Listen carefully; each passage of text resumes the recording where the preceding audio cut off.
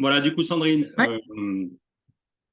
on a vu la superbe vidéo que tu as réalisée, enfin que France 3 a réalisée en Normandie, là, juste avant Noël, sur une des visites que tu as menées. Euh, et du coup, c'est l'occasion pour nous de discuter avec toi sur ces outils sensoriels. Il nous semble intéressant de t'interroger. Alors, ça fait longtemps que tu proposes des outils et des visites déjà un petit peu décalées, un petit peu innovantes. Euh, Tu as participé à plusieurs formations avec TAMS. Qu'est-ce que ça a changé? Comment ça a fait évoluer peut-être ta pratique de guide de ton côté? Alors, de mon côté, je me sens plus comme une animatrice aujourd'hui qu'une guide.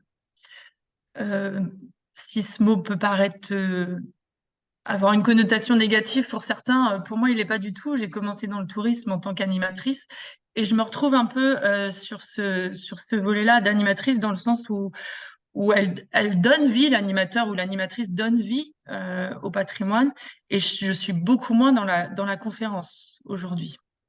Ouais, alors bon, Donc, il y a eu, tu as passé tes diplômes de guide conférencier hein, là-dessus. Voilà, tu es pleinement dans le métier, mais tu te définis comme il y a animateur. 20 ans. Ouais. Ouais. Ouais, aujourd'hui, ce nom de guide conférencier, il me correspond plus, en fait. Mais je ne le renie pas du tout, ce métier, ça fait 20 ans que je fais ça. Mais même vis-à-vis du grand public, je pense que tout de suite, c'est un mot qui fait peur, quoi, conférencier. Les gens ne cherchent plus forcément ça aujourd'hui. Donc, Mhm, mhm, mhm. Et du il a coup, fallu changer un peu ouais, de posture, on va dire. mhm.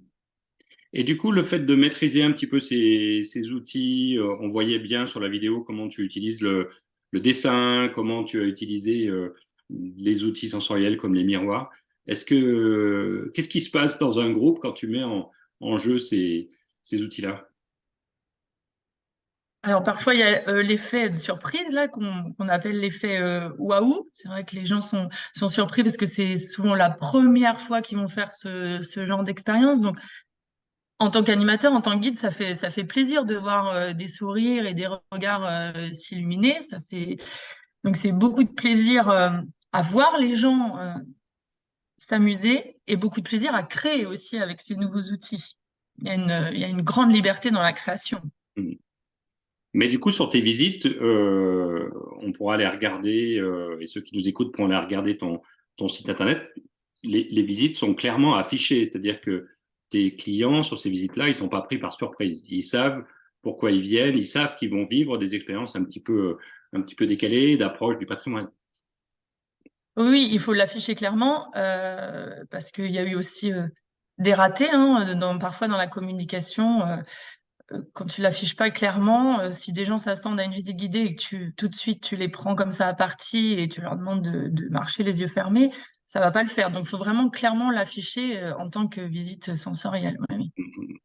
Ok. Et du coup, dans l'ensemble de tes propositions de visite aujourd'hui, est-ce que ça te donne une orientation? C'est-à-dire qu'est-ce que tu as de plus en plus envie d'aller vers ces visites-là, vers des propositions de pédagogie très variées?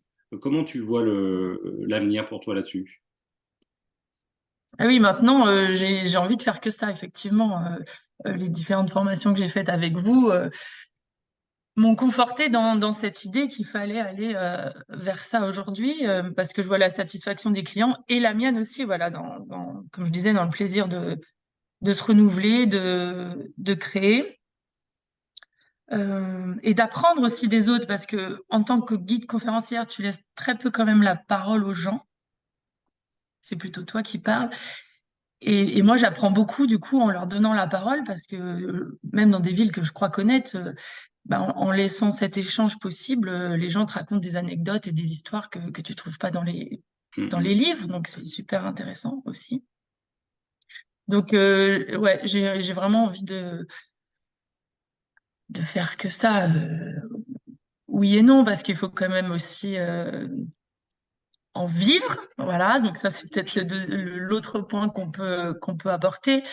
Au niveau de la tarification, il faut se trouver les bons partenaires qui vont acheter ces visites. En tant qu'entrepreneur individuel, il est difficile aujourd'hui de vendre ses visites à 16 ou 18 euros. Non pas que les gens sont pas prêts à payer ce prix-là, mais en tant qu'individuel, se faire connaître parmi tout la masse de visites, d'animations qu'il peut y avoir aujourd'hui, c'est compliqué. Mais les partenaires institutionnels, par contre, sont prêts à payer un prix fort pour ce genre de visite novatrice et Hmm. originale. Ce que tu dis, c'est que c'est compliqué quand on a une petite entreprise individuelle d'aller chercher les clients un par un pour remplir une visite et avoir les 10, 12, 15 personnes utiles à l'équilibre économique de la visite. Mais par contre, ça reste compliqué. Mais par contre, tu sens que du côté des institutions, il y a un intérêt pour des visites qui soient un petit peu différentes de la visite guidée classique. Et du Oui, coup, ils te les achètent, entre guillemets. oui, oui, ça bouge. Enfin voilà, tout le monde se rend compte qu'il faut aller vers autre chose. Et donc maintenant, effectivement, Sandrine Pérégrine, l'entreprise, les gens me connaissent pour ces visites un peu décalées et me contactent pour ça. Et Hmm. plus pour de la visite guidée classique. Ok. Est-ce que, et puis on va peut-être en finir par là, est-ce que tu penses que ça augure des changements dans la manière de guider et pour le métier de guide dans les années qui viennent? Est-ce que tu sens que ça bouge, y compris chez les collègues? Est-ce que c'est en train de faire bouger un petit peu les lignes? Petit à petit, ouais, ouais, je pense que euh, il faut accepter ce changement dans la demande, dans la mentalité des gens aussi. Donc il faut que les guides acceptent de faire ce pas de côté, je dirais,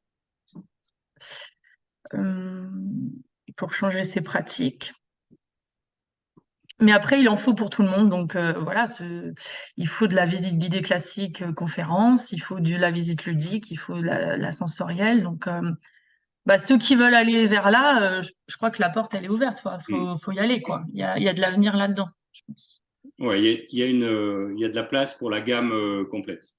Et nous, de notre côté, c'est le constat un peu qu'on fait dans les formations. On voit beaucoup de guides qui s'interrogent, d'une part, pour se mettre à leur compte, parce qu'il y a de plus en plus de guides qui veulent, qui ont besoin de liberté et qui ont besoin aussi de se faire plaisir, hein, de sortir un petit peu d'un système où on est un peu dans la répétition parce qu'on est salarié d'une structure ou qu'on est adossé à une structure. Il y a vraiment l'envie d'une certaine indépendance et puis il y a effectivement la recherche de, d'une rentabilité économique. Euh, donc là, on Mm. constate bien de ce côté-là aussi. Donc, faut se faire plaisir. Le plaisir, c'est la notion de plaisir. Faut se faire plaisir avant tout. À partir du moment où il n'y a plus de plaisir, pour moi, le guidage, ça devient difficile. Et puis, et ne pas se dévaluer, parce qu'on voit aussi parfois des tarifs très bas. Donc, ce qui est innovant et original, bah, ça a un prix. Donc, faut pas se dévaluer non plus. Ok. Juste une dernière question. Sur la durée de ces visites-là, tu es sur des durées qui sont tout de suite plus longues. On est plus près des 2 heures. On est sur des visites un peu ateliers. Ouais, 2 heures, 2h30, ouais. Oui. J'ai du mal à tenir 2 heures. Souvent, ça dépasse parce que justement, il y a cette place à l'échange et on sent que les gens ont envie de parler. Et peut-être ça s'est encore plus multiplié après Covid. Vraiment, on sent que les gens ont envie d'échanger, de rester après et que ça dure encore un peu. Donc, on dépasse souvent les 2 heures. Hmm. Bon, écoute, merci de ce petit partage